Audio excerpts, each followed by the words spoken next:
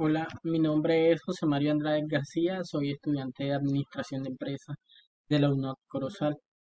A continuación vengo a presentarles hablar un poco sobre la ampliación del capital y las políticas de dividendo. Esto hace parte de la fase quinta de el curso Finanzas Corporativas.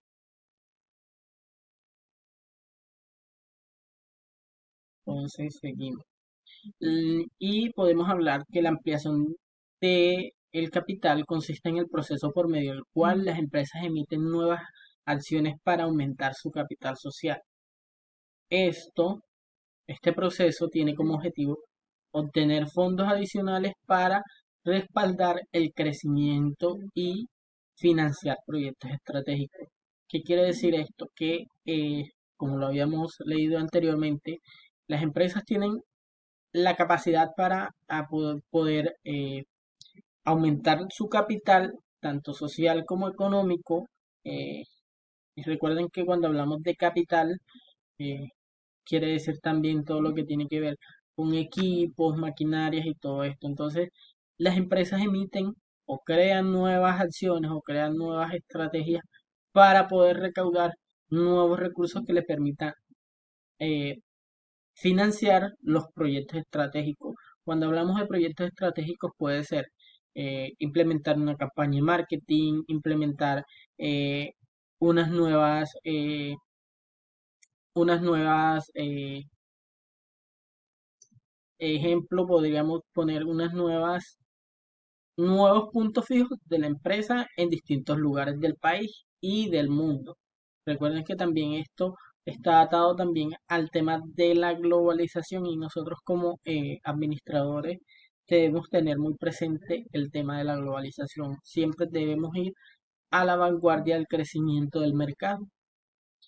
Alguna de sus finalidades es obtener fondos, como los habíamos dicho, obtener fondos adicionales para respaldar su crecimiento estratégico. Cuando hablamos de crecimiento estratégico es la expansión de la empresa, expandirnos a distintos mercados que nos permitan obtener mayor utilidad y que esto se pueda ver reflejado en la consolidación de un patrimonio económico de la empresa, pagar algunos préstamos o financiar refinanciar algunas deudas existentes. También pueden ser no simplemente para financiar algunos proyectos, sino que también eh, amortiguar el costo que nos genera tener un crédito, un préstamo y todo esto. Entonces es importante que también se pueda hacer un análisis antes de emplear este recurso. Encontramos que mejora la estructura financiera de la empresa, es decir, consolida mucho más el capital interno y los recursos con los que cuenta la empresa. Las modalidades de ampliación del capital. El aumento del capital de una compañía puede hacerse por aportaciones dinerarias y no dinerarias, con cargo o beneficio de reserva por compensación de crédito. Entonces, acá encontramos las dinerarias, que es cuando hablamos de el cambio del dinero en efectivo. Eh, Dice que se entiende como el proceso mediante el cual se realiza la aportación de dinero en efectivo. Ejemplo de esto es la compra de nuevas acciones o la compra o la inversión que se puede hacer a la empresa. La ampliación de capital no dineraria es cuando una persona puede implementar o puede donar a la empresa eh, equipos, maquinarias y todo esto. Cabe resaltar que es importante que esta persona o la empresa o el socio que vaya a generar este beneficio, pues pueda acreditar la titulación del equipo o de la aportación o del aporte que vaya a hacer, y a su vez generar una valoración económica. Sabemos que todos estos equipos que manejan nuestras empresas tienen una valoración económica y por ende al entrar a ser parte de la empresa ya hacen parte de los activos de la empresa como tal, y debemos tener una valoración de su costo y saber para poder como saber cuál es la ampliación de nuestro capital o nuestros activos. La ampliación con cargos a beneficio o reserva. Es aquel aumento del capital que se hace a cargo de reservas o beneficios pertenecientes al patrimonio de la sociedad. Es decir, cuando podemos implementar, tener la inversión en algunos fondos que nos puedan generar un, eh, un beneficio mayor.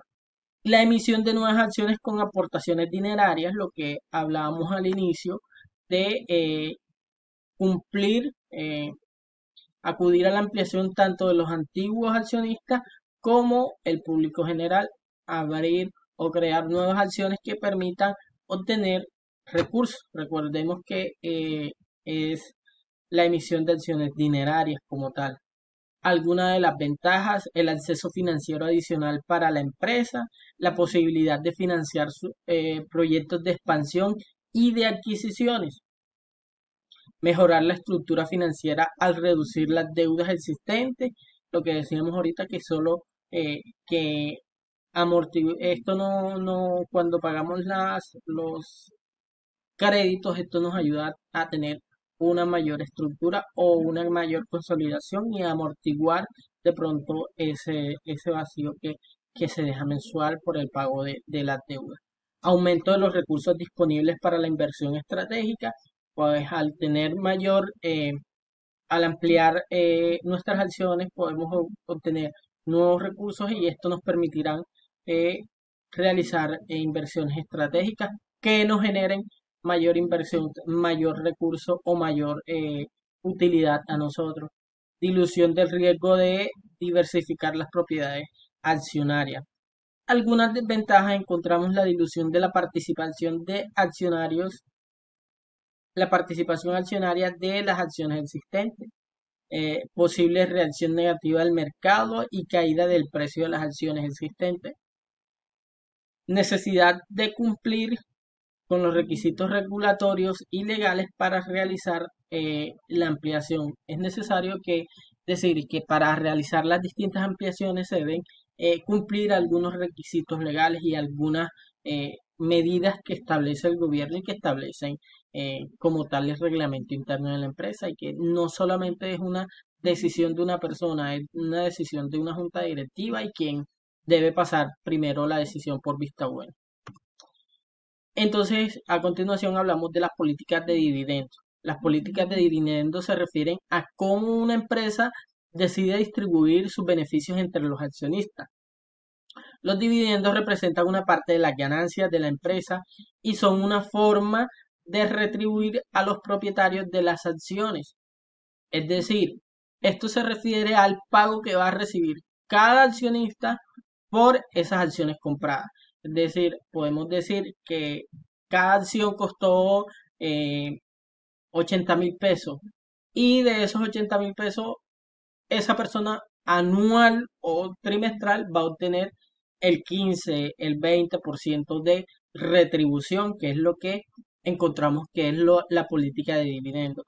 Ya eso es un tema que lo puede manejar internamente la empresa y decidir cuál es la política que van a manejar y cuál es el beneficio que le van a generar al accionista o a los futuros accionistas para hacerlo más llamativo y que ellos puedan invertir en estos procesos o puedan comprar las acciones. El objetivo de las políticas, el objetivo principal de las políticas de dividendo es el satisfacer las necesidades y expectativas del accionista. Esta se puede cumplir a través del pago de dividendos fijos anuales, constantes, o de un reparto complementario o extraordinario de ganancias, lo que hablábamos ahorita.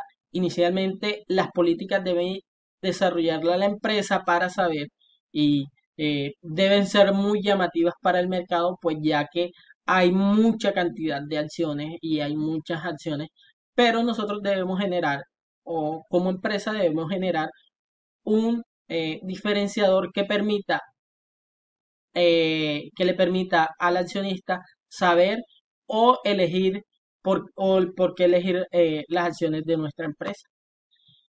Tipos de políticas de dividendos: están los dividendos fijos, que es cuando la empresa establece anual cierta cantidad de ganancias por esa inversión o por la compra de las acciones o por mantener las acciones. Los dividendos complementarios que los pagan, la empresa paga un monto adicional a los accionistas, además de dividendos fijos. O sea, estos van sobre el dividendo fijo. Es decir, cuando se genera una mayor rentabilidad o cuando el crecimiento de la empresa se demuestra un crecimiento de la empresa, pues estos van a tener un dividendo o una ganancia extra. Dividendo en acciones, dice que la empresa paga con acciones de la compañía en lugar de dinero. Es cuando yo le cedo la oportunidad de obtener nuevas acciones a esos accionistas que vieron en nosotros la posibilidad de crecer. Y pues esto permite también que el accionista vaya teniendo mayor poder sobre la empresa y pueda tener mayor capacidad de decisión. Y dividendos extraordinarios, dice que la empresa paga montos adicionales a sus accionistas, además de los dividendos regulares. Esto puede ser un poco relacionado con los dividendos complementarios, pero